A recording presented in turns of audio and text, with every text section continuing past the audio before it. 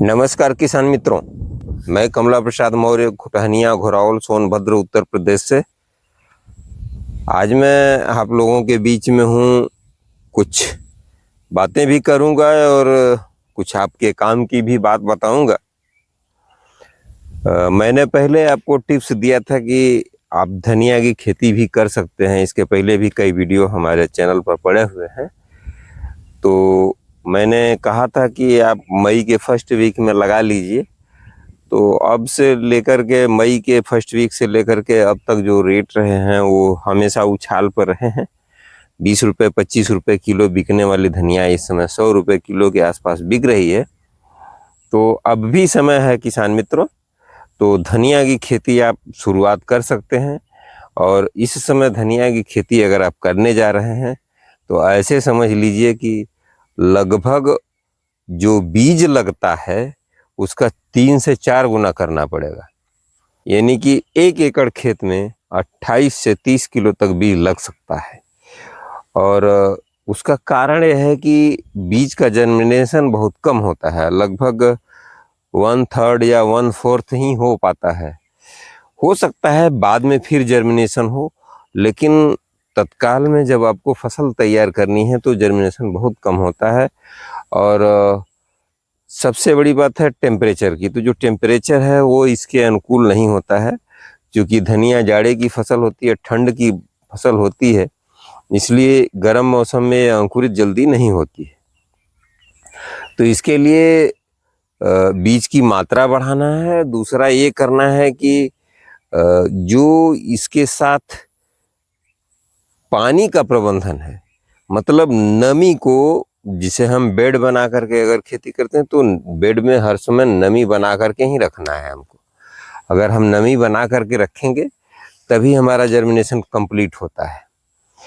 और एक बात और आपसे कहनी थी कि जो धनिया की आप वैरायटी चुने वो 2 तरह की आप चुन सकते हैं। इस समय आप जो 30 दिन वाली वैरायटी है उसको भी आप स्वीकार कर सकते हैं, इसलिए कि अब रेट लगभग ठीक ठाक रहने वाले हैं और आगे आने वाले समय में ये 200 से 300 के बीच में भी देखे जाएंगे। तो इसलिए आपको धनिया की खेती पर एकदम फोकस बना करके करना है और एक ही साथ में पूरी खेती नहीं करनी है, बल्कि उसको स्टेप बाय स्टेप, अगर आपका खेत बड़ा है तो उसको 2-3 भागों में बांटकर, 4 भागों में बांटकर, एक एक हिस्से में लगभग 10 से 15 दिन का अंतर दे करके इस तरह से खेती करें तो आपको सफलता मिलेगी। आइए इसके खेती पर थोड़ा सा विस्तृत रूप से फोकस करते हैं। तो सबसे बड़ी है खेत की तैयारी। तो अभी वक्त आपके पास काफ़ी है, तो आप खेत की तैयारी के लिए इसमें गोबर की खूब सड़ी हुई खाद, अगर 7-8 टाली हो सके तो 7-8 टाली गोबर की खूब पकी हुई खाद खेत में डाल करके और कल्टीवेटर से 2 बार जुताई करके उसको खेत में मिला दीजिए। उसके बाद 1 बार रोटावेटर कर दीजिए।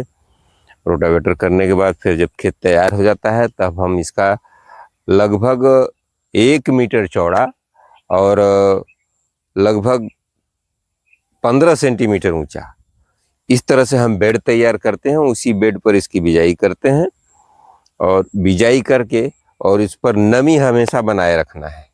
इसके लिए माइक्रो स्प्रिंकलर का प्रयोग कर सकते हैं या कुछ लोग ड्रिप इरिगेशन का भी सहारा लेते हैं, जिससे उसमें नमी बनी रहे। जब तक नमी नहीं बनी रहेगी तो इसका अंकुर हो नहीं पाएगा। तो अंकुरण के लिए बहुत ज़रूरी है कि इसके खेत में नमी बनी रहे। और साथ में जब आप इसकी बिजाई कर रहे हैं तो उसके पहले ही इसमें लगभग 1 बोरी DAP और 25 किलो पोटास, ये आपको ज़रूर दे देना है। दे करके और पूरे खेत में मिला ही देना है अंतिम जुताई के साथ। उसके बाद ही आपको इस तरह से बेड बना करके खेती करनी है। तो आप समझ सकते हैं कि जब बेड पर इसका छिड़काव करेंगे बीज का, उसके बाद उसको हल्के किसी यंत्र से मिला करके और इसकी हल्की सिंचाई करते रहना है। तो 10 से 12 दिन में इसका जो है अंकुर बाहर आ जाता है। और एक समस्या और देखने को आती है, अक्सर पीले पौधे होकर के उसके बाद सूखने लगते हैं और बढ़िया से ग्रो नहीं करते हैं। तो उसका दो कारण होता है, एक तो एटमॉस्फेयर इनके अनुकूल नहीं होता है, ये गर्म मौसम की फसल है नहीं, इसको गर्म मौसम बिल्कुल पसंद नहीं है, यह ठंड की फसल है। लेकिन अगर आप गर्म मौसम में करते हैं तो इसके साथ परेशानियां तो आएंगी ही आएंगी। तो उन परेशानियों को सॉल्व करेंगे तभी आपको लाभ मिल पाएगा।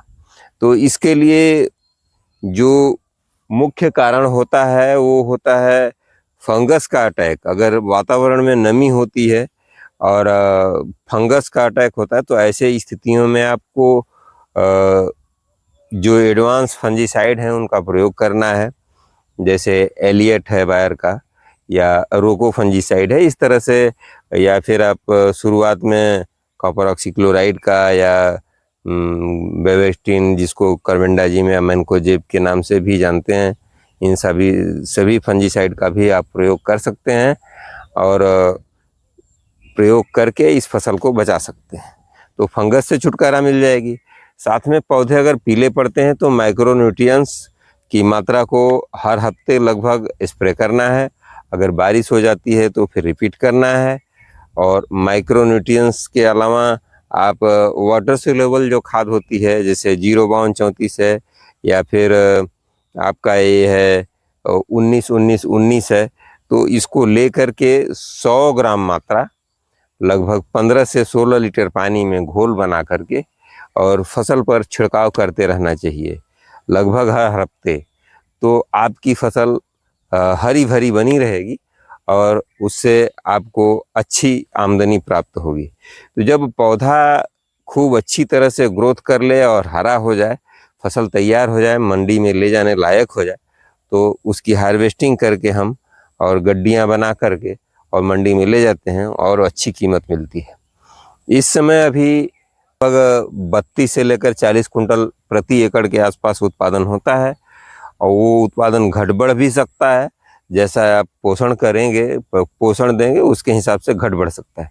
तो इसका भी ध्यान देना है आप लोगों को। इस तरह से अगर आप धनिया की खेती करते हैं तो धनिया से बहुत अच्छा इनकम जनरेट किया जा सकता है। यह कुल मिलाकर के 30 दिन से लेकर के 55 से 60 दिनों की फसल होती है। उसके बाद फिर जो खेत खाली हो जाता है उसमें फिर से आप नई तैयारी कर सकते हैं, नए तरीके से खेती कर सकते हैं।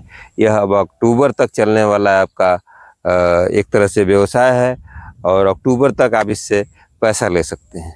हाँ, ये ज़रूर है, थोड़ी कठिनाइयाँ आती हैं। कठिनाइयाँ इसलिए आती हैं क्योंकि बारिश के मौसम में बारिश के वजह से भी परेशानी आती है। तो सारी परिस्थितियों से आपको लड़ना पड़ता है, जूझना पड़ता है और तब जा कर के आपको सफलता मिलती है। तो ये रही जानकारी आप लोगों के लिए मित्रों। तो आप धनिया की खेती ज़रूर करें। और साथ में अभी हमने पिछले दिनों में एक हल्दी का वीडियो मैंने बनाया था, तो उसमें एक किसान भाई का कमेंट आया था, मैं नाम नहीं लूँगा वो, तो उन्होंने कहा था कि ये कुछ कंपनियां जो है हल्दी के सस्ती हल्दी खरीदने के लिए किसानों को प्रमोट कर रही हैं, तो ये लोग वीडियो बनाते हैं। तो ऐसी बात नहीं है किसान भाइयों, मुझे किसी कंपनी ने प्रमोट नहीं किया है कि आप जो है ऐसे कीजिए, लेकिन उन्होंने आधी अधूरी जानकारी दिया था अपने कमेंट में। उन्होंने कहा था कि मैंने कच्ची हल्दी 25 रुपये किलो बेचा था, तो अगर वो 25 रुपये किलो बेचा था तो उन्होंने आधी अधूरी जानकारी ही दिया था। मैं तो अपने वीडियो में भी कहता हूँ 20 से 25 रुपये किलो का ही रेट आपको मिलेगा। तो अगर 25 रुपये किलो का भी रेट मिलता है और 1 एकड़ में 150 से 200 कुंटल की पैदावार होती है, मैं मानता हूँ खर्चे, वो बोल रहे थे कि खर्चे बहुत अधिक हैं, तो खर्चे कितना है? 1 लाख रुपए।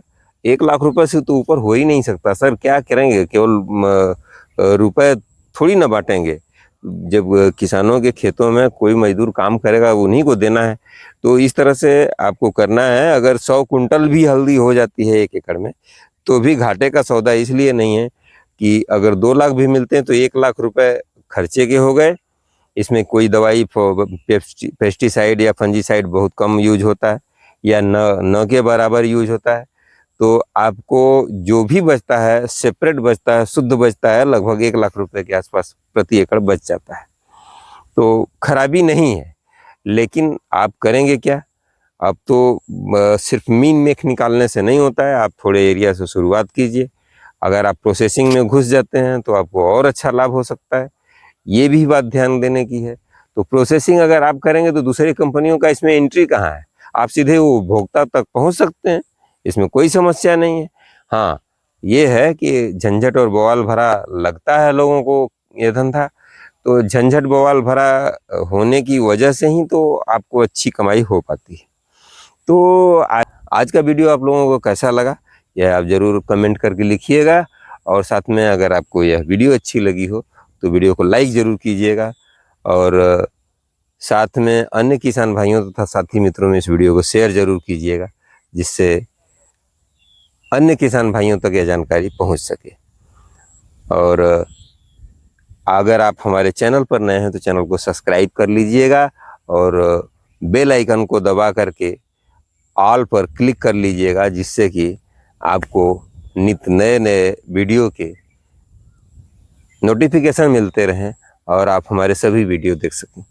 तो आपका सपोर्ट हमारे लिए वरदान के समान है और मुझे नित नया नया वीडियो बनाने के लिए प्रेरित करता रहता है।